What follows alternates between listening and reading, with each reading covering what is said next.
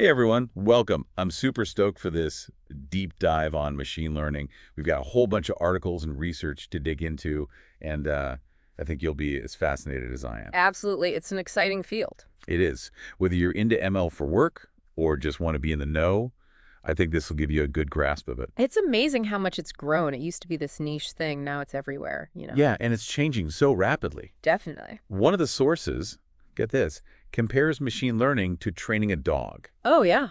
At first I was like, what? Mhm. But it kind of makes sense. I see it. It's a good analogy when you think about it. Yeah. When you're training a dog, you're not like programming every single thing they do. You're using rewards and repetition Right. to kind of guide them towards doing what you want. Exactly. And in machine learning, we're not writing like specific instructions for every scenario. We're feeding the machine tons of data Right. and letting it find the patterns itself. It's more about giving it the tools to learn and adapt, right? Yeah. Which is super interesting because it's so different from traditional programming. Yeah. Like think about a weather app. Okay, yeah. In the past, developers had to code every possible weather condition. Right.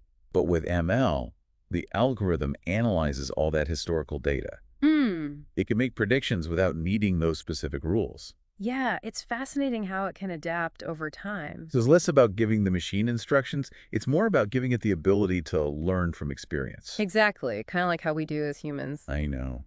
Speaking of real-world applications, Uh, did anything in the sources jump out at you? oh, absolutely. The one that really struck me was Google's DeepMind algorithm, uh, diagnosing like 50 eye diseases just from Oh, scans. yeah.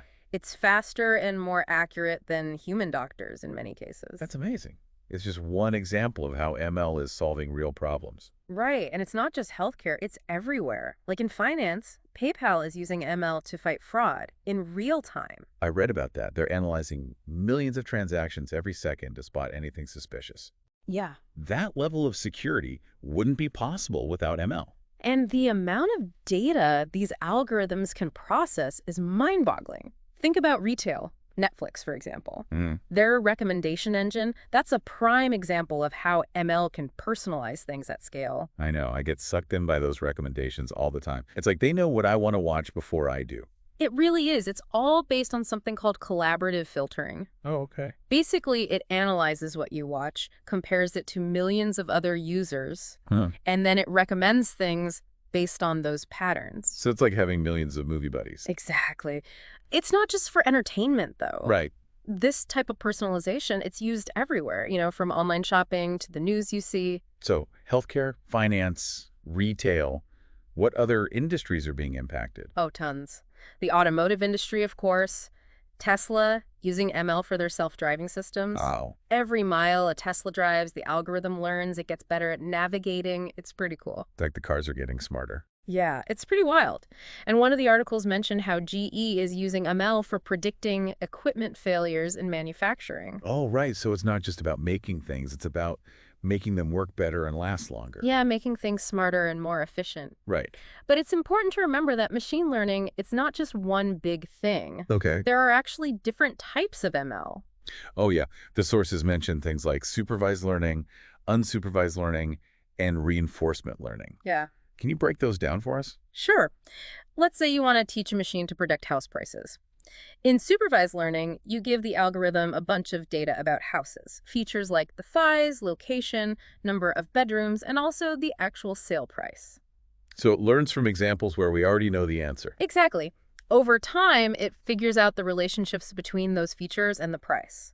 Then when you give it data on a new house, it can predict the price based on what it's learned.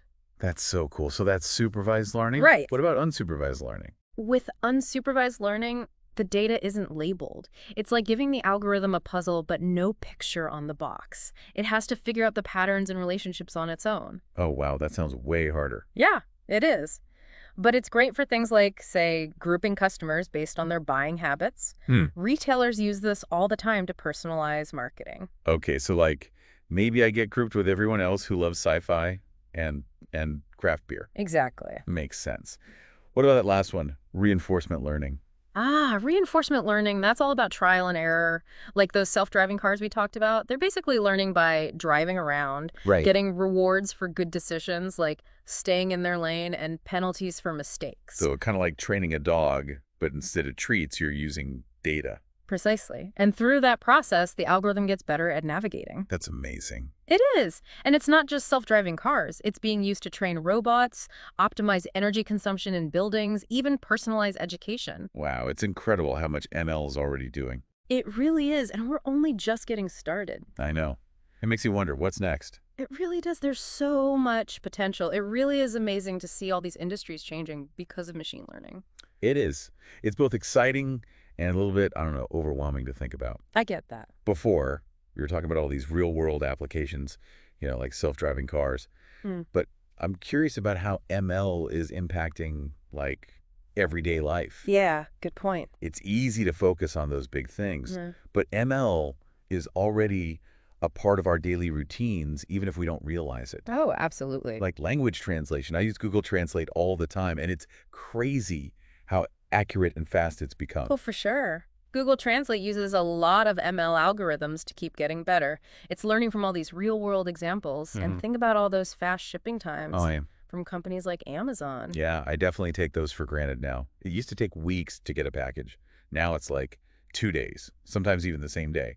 It's pretty remarkable. A lot of that speed is thanks to ML, optimizing delivery routes, predicting demand, managing warehouses. It's like there are these robots working behind the scenes to get us our stuff so fast. Exactly. And speaking of invisible helpers, think about AI assistants like Siri and Alexa. Oh, right. They're getting so much more advanced because of machine learning. I have to admit, I talk to my smart speaker way more than I probably should. It's amazing how much they can do now. Set reminders, play music, answer questions. It seems like they're constantly learning. They are. Every time we use them, we're helping them learn. The algorithms analyze our language, our preferences, our habits, so they can give us better, more personalized responses. It's both impressive and a little creepy. Like, how much are these algorithms really learning about us? That's a good question. And it brings up something important. As machine learning gets more integrated into our lives, we need to think about data privacy and security. Yeah, for sure. It's like a trade-off. We want all this convenience and personalization, but we also need to be careful about how our data is being used. Exactly. That's where responsible AI comes in. It's not just about creating these powerful algorithms. It's about making sure they're used ethically and responsibly. It's not just what machine learning can do, it's how we use it Yeah, and what safeguards we put in place. exactly. And speaking of safeguards, let's go back to something we were talking about earlier, those different types of machine learning.